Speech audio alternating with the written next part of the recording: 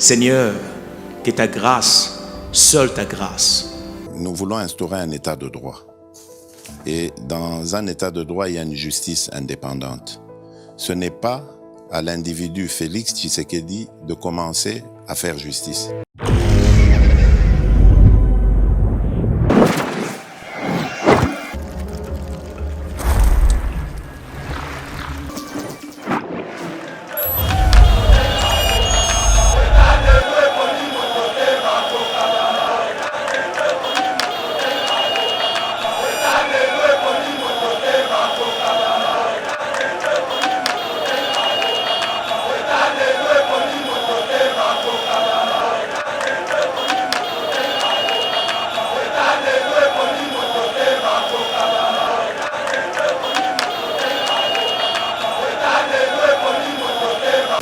Yango au monde ka lobby na tongo requête et kota kuna balo seng liberté provisoire motif d'accord motif automa awbel malade bima mbala moko et bima qui déjà depuis les la minute solo émission boy malade déjà ba avocat na laboratoire kuna bazo sala malade donc ba encore moni so ba bambi ba minga ngo bazana ba so ba komelio bukono bazana ba terme moko ba bambi yo wana na yo juge moi yo comprendre ngo ezate baoloka transfert nano abelite mais tango asalaki point de presse abela quitté mikono so azo kende ko samba abela quitté si les droits de la défense ezaki kende na suka ti ozo jugement wana neto kondima yo ko bima pena donc un héros prévenu un héros condamné ya congolais mais ce qui est au sengi liberté provisoire tout moni en annexe bache wana attestation médicale c'est que boko ko sabatu.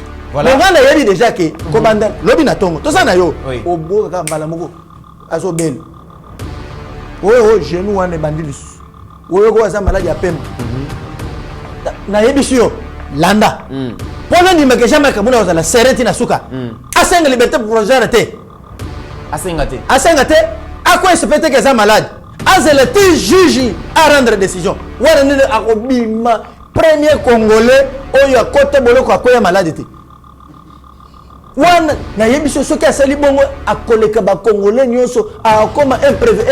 Bienvenue sur Eba TV, mesdames et messieurs, très heureux de vous retrouver dans le cadre de notre émission Éveil Patriotique. Merci d'avoir choisi Eba TV pour vous informer, vous ébeler la République démocratique du Congo, mais aussi dans le reste du monde. Actualité en République démocratique du Congo, Jean-Marc Aboun, ex-bras droit du président Félix, l'ancien patron du parti présidentiel UDPS, mais aussi l'ancien premier vice-président de l'Assemblée nationale, vient d'être placé sous mandat d'arrêt provisoire et conduit à la prison centrale de Makala.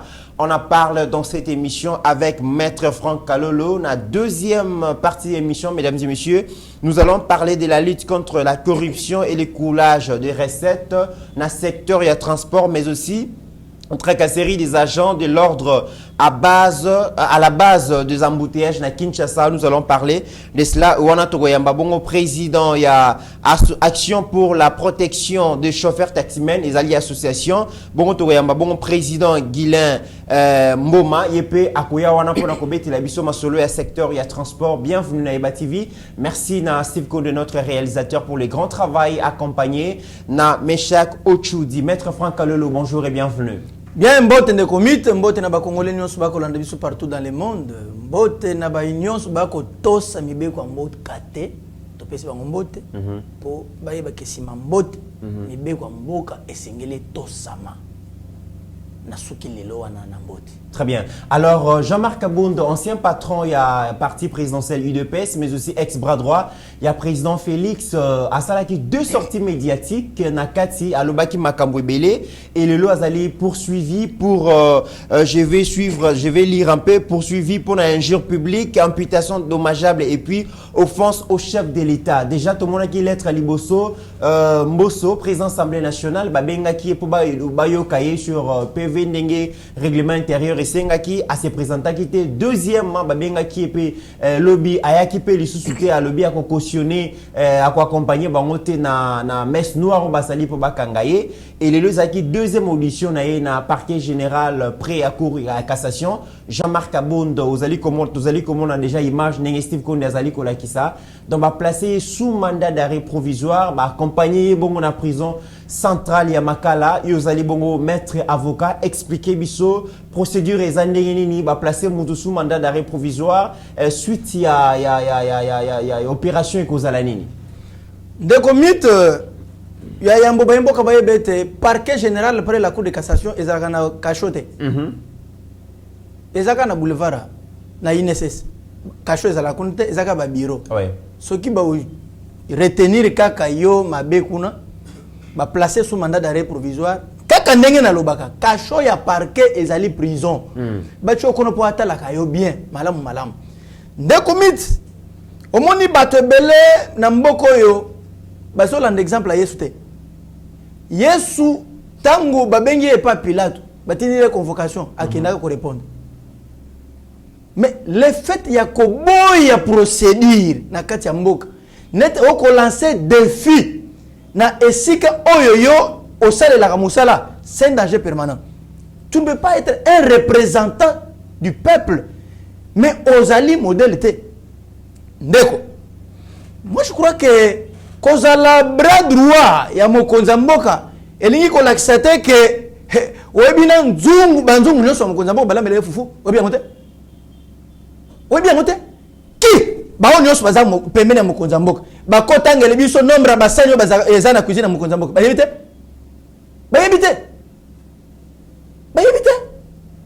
qui baon nyos bazali nzinga na mokonza mboka bakoyiko biso mabanzo ezakati ya motema mokonza mboka bayebite et ça soki na mboka na biso atando comprendre que soki naza pembeni ya mutu ezakaka grâce ya nzambe mboka ko changer. Mais par contre, ceux qui n'ont pas permis à Moutou, n'a commis de Moutouana. Non, le chef de l'État a été élu par le nombre de Congolais. C'est une institution. Ceux qui ont permis au commis collaborateur, mais aux alliés présidents de la publicité. Les différences sont en Nyos et c'est le Batoubasal. Ndeko Kaboun, tout ce qu'il a subi, n'a qu'à y des pèses. Mais est-ce qui procédure? Si l'une des procédures est qui violée, Ndeko esengela qui abandonne kotosa pouvoir judiciaire ya mboka na biso. Akendata a saisir yango koloba omoni ngai nazali congolais naza modèle. État de droit prôné yango oyo ngai na moni que droit na parmi mes droits fondamentaux moko ezali violé. Na saisir pour que na mona paix oyo justice ko pesa nga lokola mbano et ko réserver comme suite na likamuna ngai. Il ne le fait pas. Ce sont les bras de fer. Basali Boye a commis. Basali Boye a commis. C'est moi. Aujourd'hui, il vous dit discours Oyatenaka na place publique de Konangai a béni plus de 85 médias. Biso Sergeli Toretenaki 3 éléments. OMNI, procureur général après la Cour de cassation a interpellé. Il y a eu la responsabilité. Il y a eu la culpabilité. Il y a eu l'imputabilité. Na union son ndeko alobaki la responsabilité il est responsable ya ba acte yende muto abengi chacun ses points de presse ma union so bimaki na monoko na ye c'est lui le responsable. La culpabilité c'est qu'on se reposer et pas na ye azali répéter qu'on est coupable na ba acte o ya ye asali. L'imputabilité, nous l'imputons, il y a un effet nyonso oyo ye asali à poser de konangai. On ne peut pas comprendre que dans un état de droit responsable, yo député national, ancien premier vice-président de l'Assemblée nationale, une grande institution ya mboka, oyo boko kela mibeko, on zala na réserve te, y a ba secret d'état. On se permettre ya ko traiter mokonza mboka na tous les mots. Maître Fankalolo, qu'est-ce que vous appelez secret d'état?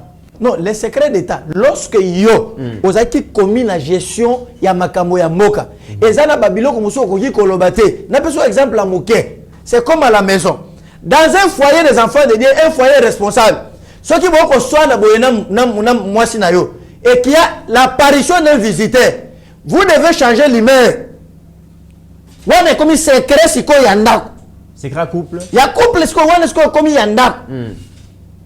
Au changer humeur mupaya moni net bon problème té. mais kasi yo kambi mboka yo obanda koyebisa biso ke na mboko nga na kambi miyibi baza boye bazwaka bomengo batokaka bakei nango na baparadis fiscaux oye alobi yango na poto alobi ekomema yango na bacontener et tout ça mais c'est scandaleux obi ke eza badéclaration moko boye ekoyindisa mboka ndeko na ngai ekotumba mboka eza blague te et surtout que ça sort na munoko ya moko ya bakambi pe oyo azaki pembeni ya mokonzi mboka. Très bien. Alors maître Franck, on voudrait bien savoir quand est-ce que quelqu'un est placé sous mandat d'arrêt provisoire. D'accord, merci beaucoup. D'abord, on arrête quelqu'un non seulement parce qu'il a commis l'infraction, mais parce qu'il existe les indices sérieux de culpabilité.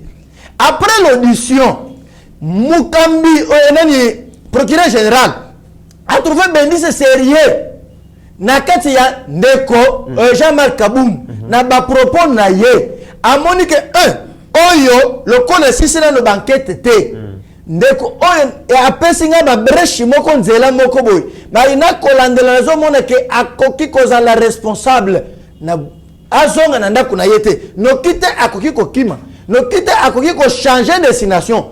Alors, na maintenir rien en état oyo, na koda ko sambisa ye. Et sambisa le point na Jean-Marc Kaboum de silité. On peut placer quelqu'un sous mandat d'arrêt provisoire lorsque les indices sérieux de culpabilité pèsent sur lui. Et que bazomona ki akoki ko. Ouais. Amoni ke mai oyo ya lobby. Na ndenge to kolandela bo lokola juge na ye naturel na no pesi décision te. To maintenir rien na état oyo. Ba tie sous mandat d'arrêt provisoire. Mais dans l'arrestation. Non, c'est ce que j'ai dit. Il est maintenu provisoirement. Oui. Mandat d'arrêt provisoire, les définitivité. Et la suite est opération Zani. La suite est alliée de tango. Organe poursuivant, l'accusateur. Satan yateur. Il y a Satan yateur. Procureur ministère public. A Monique banquette naye asile ici en haut. A Kosala auto bengi requête au fin de fixation. C'est-à-dire, à lobby, à commis Mukanda.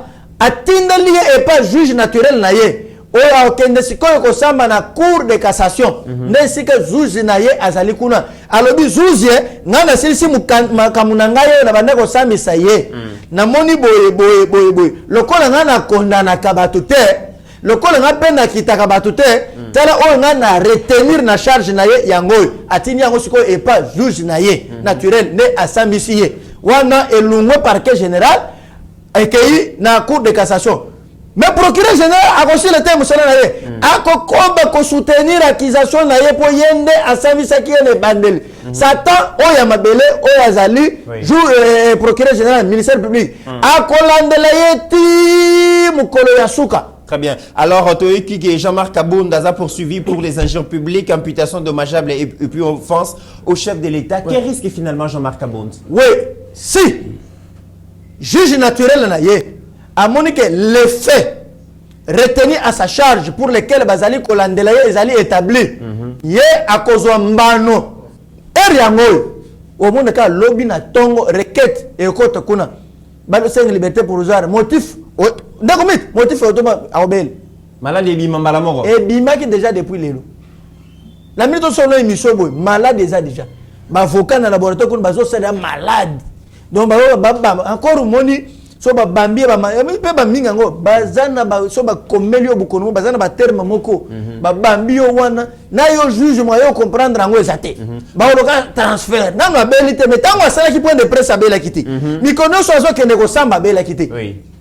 Si les droits de la défense ezaki ko na moni ba avocat de ko Jean-Marc Kaboum ba sungi yete. Mais quand l'un des droits fondamentaux ou fondamentaux, il y a un déco, Jean-Marc Kaboum est allé violer. Et c'est tout que c'est un droit constitutionnel au besoin du droit de la défense. Mais rédiger une requête en inconstitutionnalité, on devrait saisir le juge constitutionnel pour que Ayem Bako interprète ce qui est allé violer tout. Et pendant ce temps, l'action est pendante. N'a pas que c'est pas la cour de cassation. Mais il n'y a pas en attendant que le juge appelle ça à statuer. Mais ils n'ont pas fait. Ils n'ont pas fait. Mais les loyaux, tout a été déjà dit. Oui. Mais vous aviez aussi le droit. le pouvoir, l'État, il y a que ça la nyonso pour régulariser la procédure. Pour cela, on te prend. Alors, Jean-Marc Abunda Lobaki a prêt pour nous parce que Azana a preuve solide de Makamba Lobaki. J'espère que tu auras l'occasion de place ou puis Bambongo et Bandego Bima Kende. Mais la dernière question, peut-être la toute dernière question, ce qui peut-être aux Alayango. Jean-Marc Abunda, sur le plan politique, une fois condamné, Azo Riskeni. Sur le plan politique, soit s'il venait d'être... Bon, comme éligible, hein? Ceux qui sont condamnés à postuler les soutiens. À postuler soutien. La présidence. Même dans la députation. Même dans la députation. À postuler, ils sont condamnés. La prochaine, ils ont déjà procès politique. Mais la prochaine, il y a un procès politique. Non, quel procès politique? D'abord, à ça, nous avons une déclaration. Avant que le parti politique n'aille, ils allaient enregistrer. Dans le ministère de l'Intérieur. Et ça, quand on a Kingabwa. Et vous devez ça aider Jean-Marc. On ne l'a pas aidé. On ne l'a pas aidé. Qu'est-ce que vous appelez procès politique? Jusqu'à quand on a un procès politique? Mais quel est maintenant le rôle d'un état de droit? Quel est le rôle de la cour des tribunaux? C'est fait cela pour le faible. Dans la sortie médiatique, il y a le justice est allé instrumentaliser pour écarter certains candidats. Et puis, il y a le baki déjà que dernièrement, le big a combattre le président Félix Tina Souka Makasi parce que combattre ces régimes devient une nécessité absolue. Mais yo moko lobi que justice est allé instrumentaliser. Yo moko lobi que n'a ko combattre. Mais banan yo bazali ko instrumentaliser justice. Banan ya justice batinda ki Jean-Marc Aboun ake no sala ba déclaration na sala point de presse na ye. Tango sala ki wana sala ki na mbonga banan batinda ke lo babo azamana mugaza bébé. Aza tata mobimba aza bébé.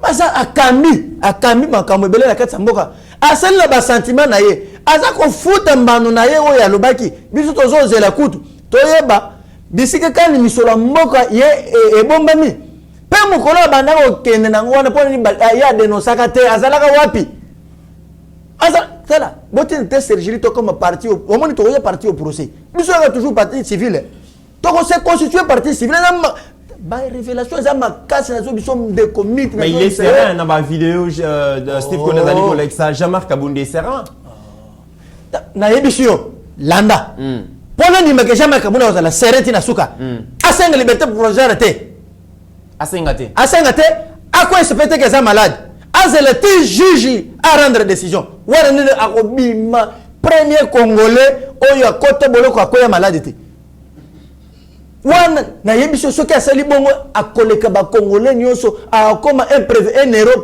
ou un héros condamné yozo zela kaka senga te ko abé oui bisi alobi boy aza serein aza obi sérénité elo be na ko kende tina suka na kangi mukaba na encourager pende ko akende na suka ko senga na yo te liberté provisoire o kende nanu luka kitma na kama ikutu mama mboso tanga finga ka autorité ne ba teka za malade mais na yo kitanga sengi pardon tanga ba komi na maboko ba policier alobi nzo rabela malade ya tolo ndeko omoni mobeko ezalaka evandi ndenge na zana mobeko liberté za kitoko mettre omoni oyo na zana ngo eza infraction de A à Z les infractions de A à Z talaka mukando na zana ngo ute basala mokili de A ti suka mais infraction non c'est ça na katia siko Sergili aya partie civile na etulu kwa avocat za ngwana yo alege ba fait na yo biso to pe prouver olonga na infraction les infractions de A à Z olonga okokate ngai na sengi na ndeko Jean-Marc Aboundé parce que oza serein ndeko na sepeli parce que oza serein ko senga no liberté provisoire te kende na suka ti ozo jugement wana ne to ndima yo ko bima pena donc un héros prévenu un héros condamné ya congolais mais ce qui est au sengi liberté provisoire to moni en annexe bache wana attestation médicale c'est que boko ko sabatu voilà on a dit déjà que ko banda lobi na tongo to sana yo obo ka mbala moko azo bel oyo genou wana bandilis oyo ko za maladie ya pema et sengeli to beloko mo na kati ya mboka makamwa il faut esila ba makamwa zalaka ba procès politique et sengeli esila tout le monde est justiciable devant la loi ce qui bon lobi que bon comme ko ça la justice bon privilégié la ba oyo bazana misolo ba o bazali na pouvoir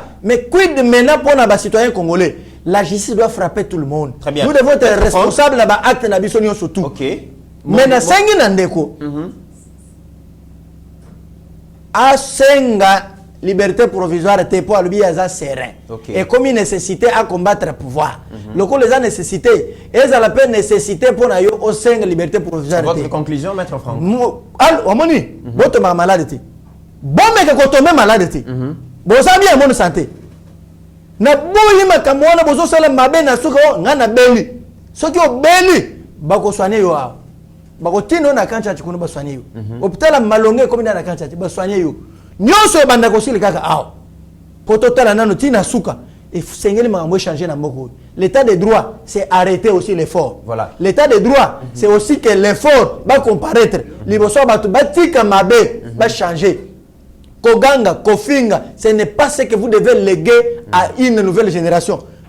Mais tous on a besoin d'une nouvelle génération. Voilà, merci beaucoup Maître Franck Alolo. Je rappelle que vous allez coordonnateur national et à Sergili. Mesdames et messieurs, vous en avez besoin d'un voyage touristique à travers la RDC, mais aussi en Afrique, Mobimba, Tolibanda. Vous avez une agence moko, beaucoup qui vous contacter, vous voyager dans de meilleures conditions, vous allez loger vraiment dans un hôtel, il y a Kafou, vous allez vraiment très bien traité. Donc à travers agence de voyage, il y a Didier Baye, un expert, il y a tourisme dans la République démocratique du Congo, mais à vivre en Afrique du Sud. Plusieurs fois intervenir dans beaucoup de pays africains pour aider à booster bongo secteur dans le tourisme. Tolanda, extrait wana, il y a pub comme ça,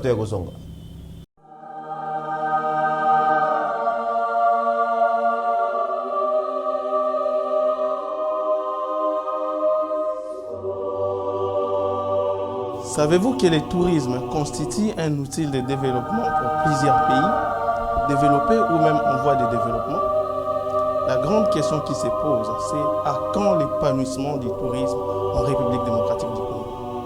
Afin d'améliorer les systèmes touristiques, les produits touristiques, les destinations et valeurs touristiques en République démocratique du Congo, Didier Bayeye, expert en tourisme, est allé à la rencontre des acteurs des produits touristiques du monde entier. Découvrons les différents produits collectionnés par l'expert en tourisme.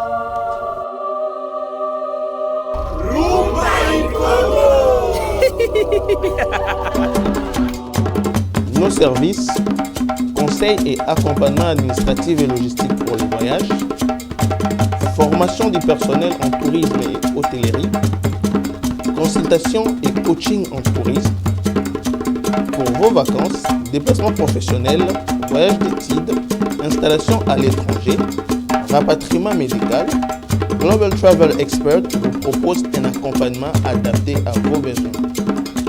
Pour tout contact, plus 243 82 60 48 350. Plus 243 82 60 48 350. Voyagez avec l'esprit libre avec Global Travel Expert.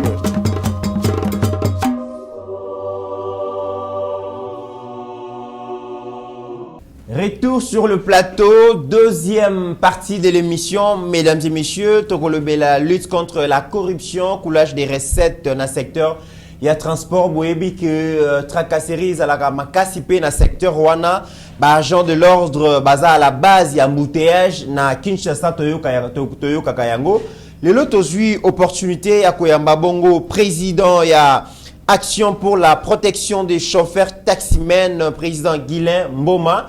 Et le monde a été comment est-ce que Bazali peut lutter contre la corruption, mais aussi coulage et recette publique, mais aussi origine et tracasserie, parce que biso mini to le barake ils ont chauffeur, Bazali peut créer un embouteillage, mais yépé à lobby, ils ont kaka chauffeur te batu belé baza à la base il y a création embouteillage, secteur à transport Makambu Maleki et belé toko meka kosolo la yango le président Guilain Mboma, bonjour. Mbote ndeko na ngai lokumu, mbote na bakongole nyonso bakolanda biso na tango yo, mbote na baye bakotosa mibeko ya leta te, nikoloba bato bako violer code de la route, na pesi bango mbote bakeba na leta otchaba maboko. Esengo ya koyamba yo parce que secteur ya transport mutu pasi na Kinshasa, to éviter ko suka wapi, to espérer que à travers cette émission tokozwa ba information mingi pa na yo parce que déjà félicitations na musala makasi oyo bozali kosala yo elongo na CG association na bino Alain donc Yamba Kasongo alias Fibo bozali kosala musala malamu bozali koyoka na yango Yeba TV tozalaki vraiment na souci ya ko pesa bino espace toyoka makambo ezali koleka toyoki ki bino bozali lutter contre la corruption na coulage ya recette na secteur ya transport bino bozali bongo action pour la protection des chauffeurs taximens bozo lutter contre la corruption na coulage ya recette na secteur ya transport na lolenge nini. Merci ndeko na ngai oyebi mboka oyo esali mibu ebele ona kopesa pe na koleka nde balobaka na lopote mbote epai ya maître Franck Kilolo azali moto akokamba Sergeli toumeli mingi na mboka oyo bato bakoyiba mbongo ya leta na balabala oyo peut-être bato bakosala na bamedia bobeta yango kara policier akoya na mboka akotambola na balabala akamati mosolo ya leta akangi motoka azwi mbongo atie na libenga na ye ayebisi mokonzi ya mboka na bantomo batali toko ba ministre bafuta mbongo bakofuta mbongo ndenge nini yozo koyiba leta ezali eloko bato bakipaka te ndo moni biso toko kanisa tolobi te mokonzi ya mboka pe alobaki lutte contre la corruption et coulage des recettes elingi koloba biso toko tika la simate biso toko sa politique te mais tozana pe tosunga mokonzi ya mboka ndo moni na ko sala opération futa mbongo na banque na maboko ya policier te elingi koloba esengeli peuple congolais oza taximen oza moto kosala personnel soki roulage akangi yo kende na procédure normale bae mobeko bayebi ndenge ezalaka oke basambisi yo so basambisi yo ozwi mbongo na yo kopesa roulage na maboko te na babiro na bango te ekokende na bacircuit officiel aleki elingi koloba ekei na banque ofuti kuna na banque bakopesa yo note de perception ozongi nango na fourrière bakamati motuka bapesi okei ndenge tokomona kosala na Rwanda na Angola na baboka mosusu pona nini kokosalama na Congo te. Et ça initiative ya malamu mais est-ce que beaucoup sensibilisation pour les chauffeurs kozala ndenge nini pour déjà le fait que ya kokende basambisio olandi procédure wana nyonso chauffeur azali moto ya monter ma moto akomona ke ba procédure ko umela policier ya kazwa madesu ya bana tikanga na kende kosala musala boko réussir ko changer mentalité ba chauffeur ndenge nini na secteur to ko réussir ko changer on pamba te moto moko te azali kola mobeko ata otonda bomengo ata ozali nani babengi yo moto apake moto avimba maboko akateli kola mobeko elingi koloba mobeko lobi futa mbongo na banque ezanga ite ngana yeka ko appuyer c'est-à-dire que soki roulage akangi chauffeur ba chauffeur bana culture wana za faute na bango te po bango pe balakisaki bango te awa toko sala campagne po contribuer te campagne toko sala moto nyonso akoyoka biso elingi koloba soki lelo bakangi yo chauffeur kitisa motema po ezali ko contribuer na tracasserie uja na mbata pepe ba bureau de ba ebanso ba ko sala mosala secteur ya transport ba ko luka ni mbongo te po mbata biso na kangio 50,000 100,000 200,000 ako zwango na maboko ebike chauffeur an ayebi le côté sensibilisation to ko sala le to ko ba na ba média lelo yo bengi na média na yo na pesi longonia na pesi bato nyonso to ba ko kota na bitumba to lingi to bunda merci pa mbate chauffeur faut comprendre que mbongo ya l'état mosolo ya l'état ekoki kokota na libenga ya moto te eza moyibi la plupart du temps ba chauffeur ba futa mbongo na maboko ya ba policier iyo ba futa ngona ba so ok na pese ok uja na kangi opese mbongo ba pese mo na maboko pona nini tant ba pesa mo na maboko est-ce que ba pesa ka ta document moko zo la ba pesa ka document te po pesa ra intimidation no chauffeur ay bi so ko meki na carte de perception ok futa 300,000 400,000 ya wana siko ngana yeko affronter pona ko isa bango note de perception to ba noke nango e ba mande moko l'état monter à malamo tchengo isa ba mande e isa kutu ba lo mande moko ya ba 20,000 ba 50,000 ba 60,000 au discuter siko loko la biso to yeba ki biloko wana te no moni ba bangisa ba chauffeur ya wana to lobi siko touro et sengeli to kende ba bangisa biso ba katela ka biso ba note de perception ya wana nazoko senga na DG à Dégérade. Oui. So mokonzi ya mboka kolanda biso. So ki premier ministre Ntoma ya mboko yanda biso. Ba yebisa DG à Dégérade na ministre à finance. Ba tela biso compte bancaire.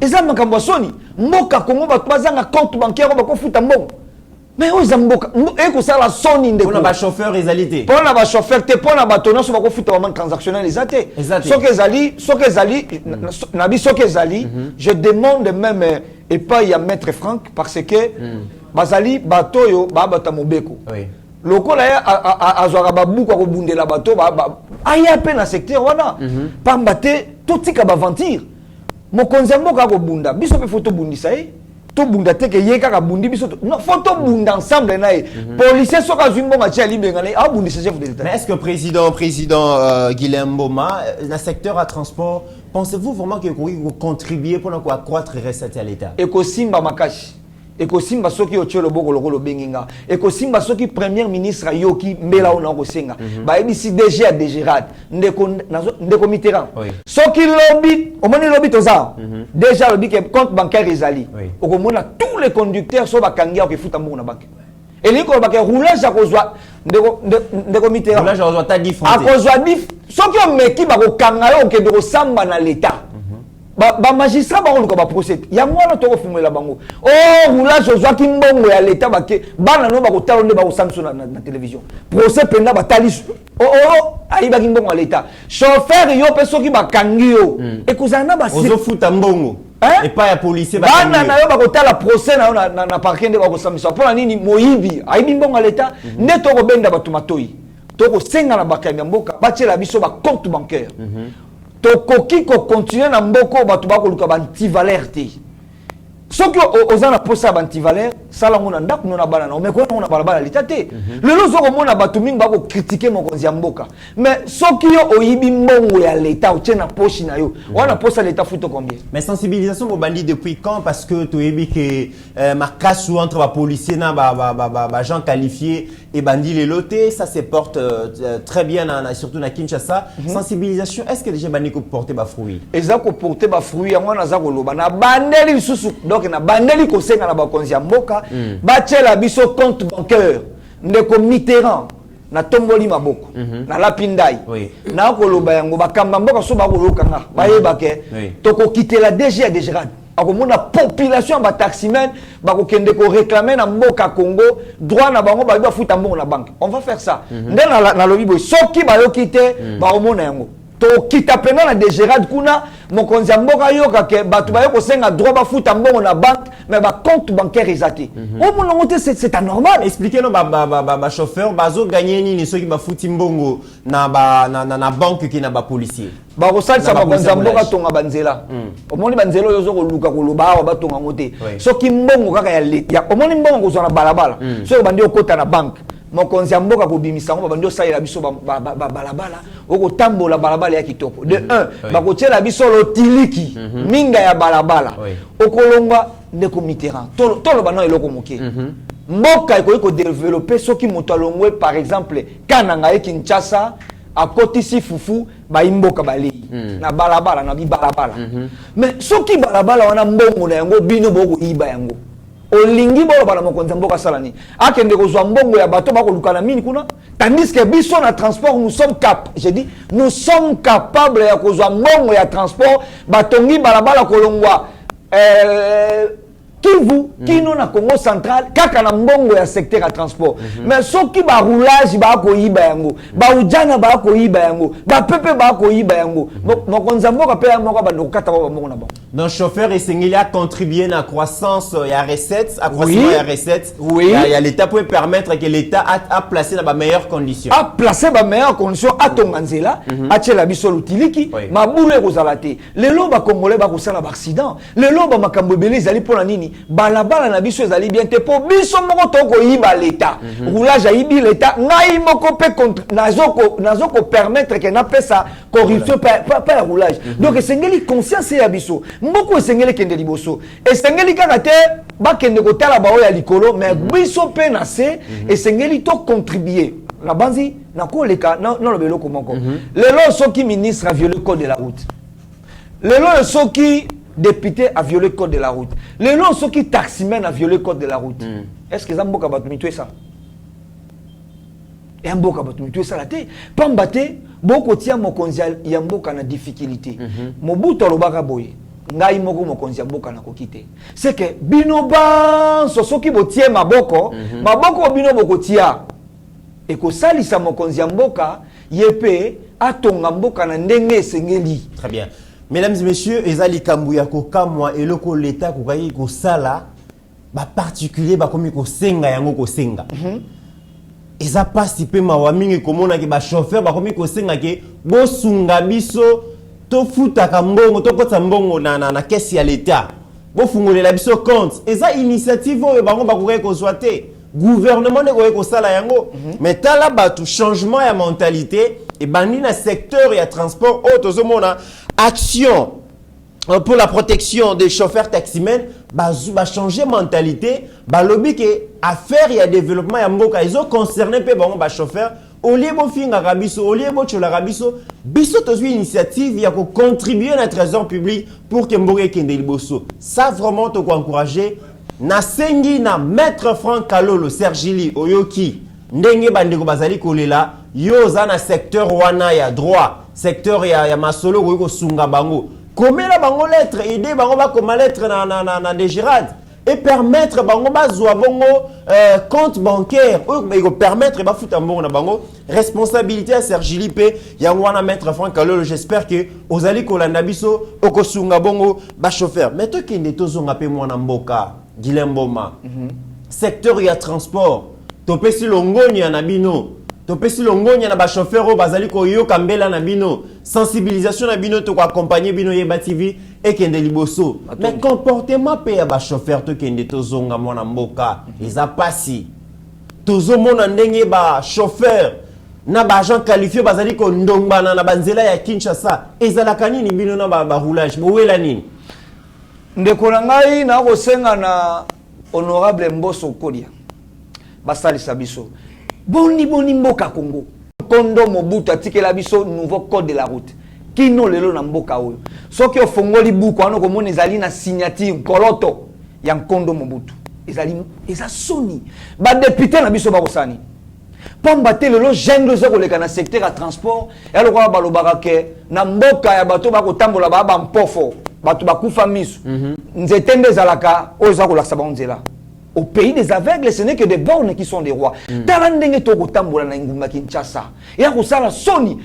Tala babuzobo ba na moto ba kusala. Tolobe no ya mboka na biso.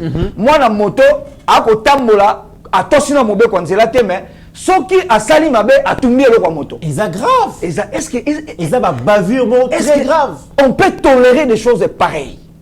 Na ko senga na général Kasongo ezalite bazui mokano na bazongi sima moto nyonso to akokumba moto azwa plaque d'immatriculation na ye même ba chauffeur ba na moto bandeko na biso to benga bango affectueusement wiwa lobby ba ko sala marche parce que décision na balingi yango te soki ba ko sala marche na lobby ba pekisa bango pamba te ezala ozali nani ezala babengi na mboka o sengel toto sa code de la route tala bandeko na biso nde ba ko kufa tala nde ba ko tuta bato na balabala pona nini ezani kozanga conscience ya kokumba na ndenge sengeli o mona moto akokumba ndenge lingi o uti kuna moni piéton télématique leka biso moko toza ba inconscient conscience ezali te na makambo ya balabala tala bato ya 207 nde bakotambola tala biso ba taximen de toko kumba tala biso bato ya personnel soki moto abingi pe akofinga benjure moto asali mabe kosala mabe asali mabe mais afingi yo tala esengeli tolobe ya mboka na biso. Je demande au chef de l'État à interdire la présidence à la sens iniquité. Je demande au premier ministre à interdire le ministre à la sens iniquité. Même le général Kassongo a interdit Motonio surtout Azali Nikolo Mobeko Azali te. Mobeko elingi koloba tosa yango pambate to batela milimo ya bato pambate Mobeko lobi na likunzi que la vie humaine est sacrée. Mais on nous apprend que 80% des chauffeurs bazali ko rouler na ba chaussée ya ville province à Kinshasa en tout cas mingi ba yebi code de la route te mon 80 à la mission 99,99 motomoko tabi code de la route. Mais ça grave ndeko. Au moni sori ba kamati batono so ba otambo na balabala. Oui. Ba zubiso ba so ba kena biso na clinique. O ba traitaka ba bakana makamu mitu. Okoyoka kuna ba kuti mutu tu nyobi ya. Abiso na ebi eloko na te. C'est que sengeli ba bandela. Yango to ko senga na ba député. Ba député. bakamata basalela biso nouveau code de la route lelo na koyebisa yo na tie moto nyonso na tembe okoyoka moto aleki na balabala alobi oyo kosola na telefone eza contravention ekomami wapi parce que depuis 78 kino lelo oyo toana nouveau code de la route tokotambola na oyo ya mobutu atikela biso badepute biso basani très bien mais déjà tant on lobi que 99% ba chauffeur baza na maîtrise bayebi même na bana connaissance à code de la route bazwaka permis de conduire ndenge nini moi permis ezalaka wapi mais au batambola na nzela et wapi yo zo kengo tu ebi ke ba o eza expira déjà même ba o ba batambola na bazwa ngo wapi ndiko na nga wana eza ba black to kusana mboka bazwa kango na wapi mais eza na yebi code de la route yo lobi bazwa kango eza na wapi pour pambate on a fait plus ou moins 5 ans 6 ans na mboka auto za na permis kende na secrétariat général ministre à transport national bazawana eloko nini ekozanga mboka monene to okotsa obimisanga ba matière obi ke na secteur à transport avec ba permis de conduire bakoko kotsa mosolo ebele kaka permis de conduire a pamba oyo mbongo ebele ko kota mais ministre à transport banda koti bakosani batolo bani tolo bake mboka oyo ezangi kozwa ba pareil bakoko sala permis de conduire bato bakotambola na désordre lokola ba mais après 5 ans, tu as déjà connu que conduire un véhicule et tout ça. Ceux qui ont un gens qualifiés, ils permis de conduire un véhicule. Ah, il faut que tu aies une caméra qui est dans la balabala. Il faut condamner le roulage. Quand tu as permis de faire la sikoyo, et zali moto na muta komi ko kende ko sala on a cybercafé so na kosi bo kende na bakata ba cybercafé bo mona yango. Ça veut dire qu'on n'a pas de permis de conduire dans ces pays. Donc, on a cybercafé, l'État veut perdre Michel Lebele. Mais l'État va contrôler mon nini. Parce que c'est un moteur qui a permis de conduire et Zali n'a beaucoup tout. Beaucoup tout na français nous le code. Voilà. Omoni et sengeli l'État abunda na makambo secteur. Yango na ko senga ba konzina biso basali sa biso secteur à transport ezali pumo ya mboka. Bato bakoya ba kotala ba bitala mboka nde kongenga. Elinko lo bato ba kotambola bana ba mitu eza ko sala. To komi na suka comportement ba agent qualifié ozo bombo na kango ndenge nini mais aussi ba chauffeur ba taxi azo sala musana ba sengle na ba kilote. Est-ce que vous sensibilisez à ba valeur aussi? Na ko yebisa yo opération on a ko sala. Cette fois ici, on ne peut pas tolérer ma bêtise. Tout ça, l'opération, toi, on a posé un bon à l'État et côté à la caisse. Toko ya kutala ba taximeno ba kutamba lokola na kati ya mboko bato ba ko yeba makambote. Oko mema ba congolais. Oko sala musala okumu. Oko la ta single. Est-ce que mutu na yo? Eko lobelo te makambote. Langage ya mabe na mutu. Finga kenne pa bande ko na biso ba moto. Akitisi moto akomi siku tu moto pene sika na été afingiye. Ngamo na zala victime plusieurs fois. Ah bon, wana ngana ebité. Mais tant moto ako finga yo. Et en toko loba toko senga na ba congolais. Ba acte nyonso ya mabe esengeli ezala condamnable moto afingi yo zwa ya ta image kende traduire en justice soka la taximen totika ba mero na biso benga biso to ngana landelaka ba biloko identifier kabino na association na bino action pour la protection des chauffeurs taximen depuis que ba association ba chauffeurs ezebele bino ba ko identifier bino ndenge komona logo mo ba koma Prochat soko koti na mutu komona ba komi logo a Prochat ONG ça veut dire que tozana posa mboka na biso ezala mboka bato babongoli bizaleli mboka bato bakotambwa na alima mboka bato bayebi kobanga mobeko oyebi ke soki na sali boye bakokanganga ezaka te ke osala eloko oyebi kozano tu t'en fous de tout. Voilà.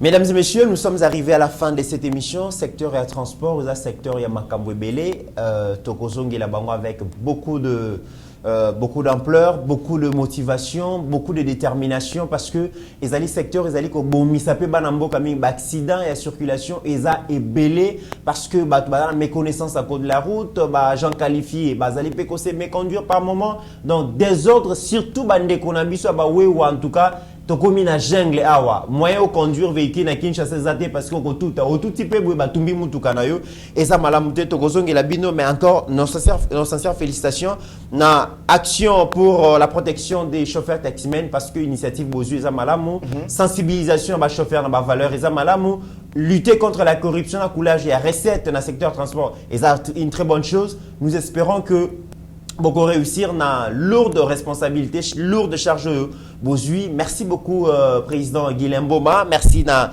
secrétaire général et association Nabino, Alain Yambaka alias inspecteur général pardon. Donc on Guilhem avec beaucoup de détails. Merci beaucoup. Les mots de la fin pour le chauffeur Nyon Sobazali ko Yolanda Yolelo. Lilobalanga suka na ko senga na ba chauffeur te, je demande à tous les conducteurs que ça soit esika yo zali na mboka oyo to sa mobeko ya balabala to batela milimo ya ba congolais to batela milimo ya bato pamba te milimo ya bato ezali motuya pona mboka yo policier yo chauffeur kende kotika mbongo na leta bandeko nanga bawewa bosomba plaque général Kasongo moto boko te azali likola mobeko olobaki le 11 lobi moto ana plaque te mukamate. Très bien, Moukamate, mais aussi Général Kasongo, mi tout que zali ko tambola, au centre ba pou ba feu et positionnement exaté, ba farnion c'est panzana. On se pose des questions. Pourquoi bato bazali ko respecter mibe côté, mais pourquoi l'État peut azali ko coincer bato bazali ko respecter mibe côté ezali ni na mboka oyo.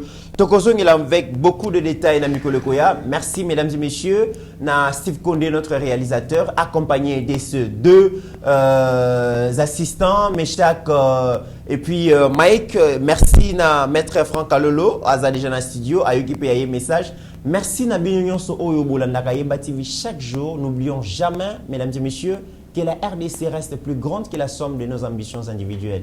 En attendant, portez-vous bien, car chaque jour est une vie. Seigneur, que ta grâce, seule ta grâce. Nous voulons instaurer un état de droit. Et dans un état de droit, il y a une justice indépendante. Ce n'est pas à l'individu Félix Tshisekedi de commencer à faire justice.